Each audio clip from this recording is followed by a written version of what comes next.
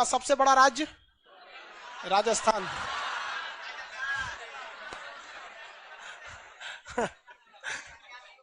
जनसंख्या में उत्तर प्रदेश है भाई साहब। इसकी जनसंख्या में टक्कर दुनिया के लोग को नहीं ले पाते।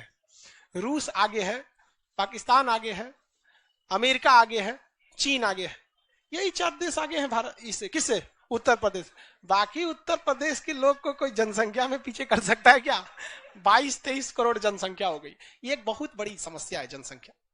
ये जनसंख्या, इसे समझना जरूरी है कि जनसंख्या बढ़ने के 3-4 कारण है, कई कारण है। पहला तो एक आदमी का मान्यता है कि भैया बच्चे ऊपर वाला देता है। बहुत सारी दवाइयां आती हैं, वो दवाइयां खा लीजिए, उसके बाद कहिए कि ऊपर वाला दे दो। 20-20 रुपए की दवाइयों की ताकत इतनी है कि फिर वहां पे भगवान काम नहीं करेगा। हर चीज क्या बोले हम यहाँ पे, बताओ यार, हद है यहाँ पे। हर चीज ऊपर वाला करता है, तो फिर जब महंगाई पेट्रोल बढ़ती है तो मोदी को क्या बोलता है? बोलो ऊपर वाला कर रहा है। हर चीज आप भगवान के भरोसे नहीं छोड़ सकते। एक ये गलत मानसिकता कि भगवान देता है ऊपर वाला। हाँ, ये बात जरूर है कि अगर कोई गर्भवती महिला है तो एबॉर्शन दोनों हिसाब से गलत है, इंसानियत के नाते भी और कानून के नाते भी। लेकिन आपको एबॉर्शन करने को बोल कौन रहा है? आप बच्चे को गर्भ में आने क्यों देते हो? 25 को दवाइयां आती हैं, डेली रेडियो पे प्रचार देते रहता है। तो एक महिलाओं के लिए टेबलेट, कई तो सहेली वगैरह करके कुछ टेबलेट आते हैं। नॉर्मली इसका जनसंख्या को कंट्रोल करना एक सामूहिक जिम्मेदारी है, सरकार का नहीं है। और इसको सबसे ज्यादा झेल कौन रहा है? उत्तर प्रदेश। और ऐसा नहीं केवल उत्तर प्रदेश झेल रहा है, पूरा भारत झेल रहा है। आज हमारे देश में अगर 100 करोड़ रुपया है, 100 करोड़ एक बहुत बड़ा अमाउंट है, इतनी जनसंख्या की किसी काम का नहीं। आप जनसंख्या क्या चीज होता है आप देखिए यहाँ पर, अगर हम आप लोग को एक लड्डू खिलाना चाहेंगे तो हमको कम से कम 4 लाख रुपया, 2 से 3 लाख रुपया लगेगा। सोचो 2 से 3 लाख रुपए में हम आपको केवल लड्डू खिला सकते हैं, क्योंकि इतनी जनसंख्या केवल ऑफलाइन वाला। और ऑनलाइन वालों को तो कभी सोच ही नहीं सकते। सोचा 12 लाख रुपया, 12 लाख से एक लड्डू कितना का मिल रहा है? 5 रुपया, 12×5 60 लाख रुपया अगर हम खर्चा करेंगे, 60 लाख रुपए, तो अपने ऑनलाइन बच्चे जो 12 लाख पढ़ रहे हैं उन्हें एक लड्डू मिलेगा। हमारा कितना जाएगा? जबकि अगर ये 60 लाख रुपए जनसंख्या कम रहती तो अच्छे से घर भोज हो जाता। तो ये पूरे देश की समस्या। तो एक ये मानसिकता गलत है कि जो देता है भगवान देता है, आप कंट्रोल कीजिए। दूसरी समस्या ये है, हंसता क्यों लिए रे? दूसरी समस्या ये है, एक ये खास करके इसमें इस्लाम धर्म वाले का बहुत बड़ा योगदान रहता है। किस चीज में? देखो किस चीज में कि भैया संतान ऊपर वाला देता है, वही पालता पोसता है। मत बता भैया, क्या समझाएंगे हम हमारे बोलते लगेगा। एक ये समस्या, ये जो मानसिकता है ना कि जो देता है भगवान देता है, ये बाकी धर्मों में नहीं है, ये स्पेशली इस्लाम धर्म वालों में है। कि भैया एक आदमी था जान पहचान में, उससे हम पूछे कि शादी हो गया आपका? तो कह हाँ सर, शादी तो हमारा बहुत पहले हो गया। तो कितने बाल बच्चे? तो कह 9 गो। हम गिरे